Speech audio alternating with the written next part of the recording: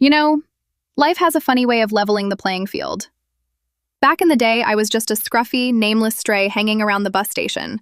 Nobody looked at me twice, unless it was to shoo me away. There was this high-end dog park downtown where all the fancy pups hung out.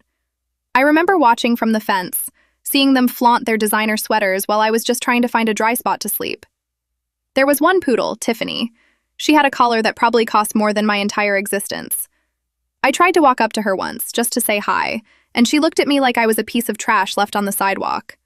Her owner basically laughed in my face, calling me a worthless mutt. It cut deep. It really did. I decided then and there. I wasn't going to be a victim of my circumstances anymore. I spent my nights behind the local library, reading the discarded newspapers people left on the benches. I taught myself the routes, the schedules, and the city layout. I became the eyes and ears of that neighborhood. Then, the big one hit. A massive storm rolled through, causing a flash flood that trapped a group of kids near the creek.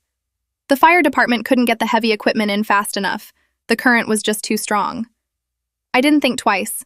I dove into that freezing water and used everything I had to guide those kids to a shallow ledge until help could arrive. The next morning, I wasn't just a mutt. I was a local hero. The city gave me a formal commendation, and a family in the suburbs took me in. I've got a plush bed now and all the treats I can eat. Last week, I saw Tiffany at the park again. She tried to wag her tail at me, like we were old friends.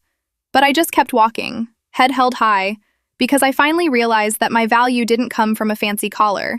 It came from who I am.